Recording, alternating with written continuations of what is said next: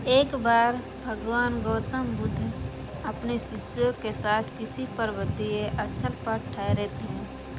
शाम के समय वह अपने एक शिष्य के साथ भ्रमण के लिए निकले और दोनों प्रकृति के मोहक दृश्य का आनंद ले रहे थे।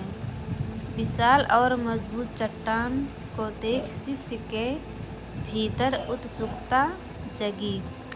उसने बुद्ध से पूछा, इन चट्टानों में तो किसी का शासन नहीं होगा, क्योंकि ये अटल, अविचल और कठोर हैं।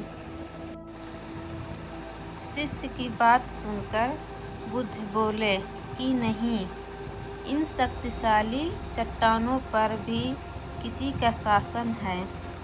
लोहे के प्रहार से इन चट्टानों के भी टुकड़े टुकड़े हो जाते हैं। इस पर शिष्य बोला, तब तो लोहा सर्वशक्तिशाली हुआ।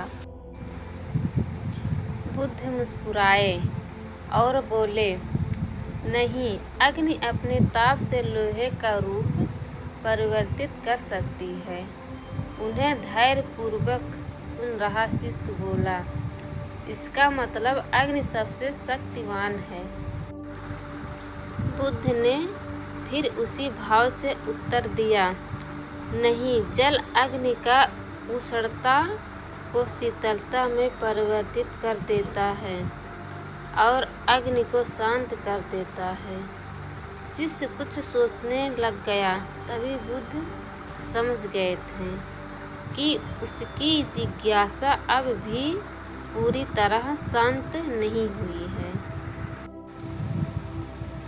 तभी शिष्य ने फिर सवाल किया, आखिर जल पर किसका शासन है?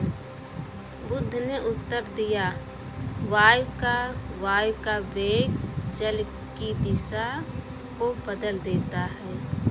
शिष्य कुछ कहता, इससे पहले ही बुद्ध ने कहा कि अब तुम कहोगे पवन सबसे शक्तिशाली हुआ।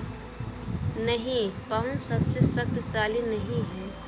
सबसे शक्तिशाली है मनुष्य की संकल्प शक्ति, क्योंकि इसी से पृथ्वी, जल, वायु, अग्नि इत्यादि को नियंत्रित किया जा सकता है।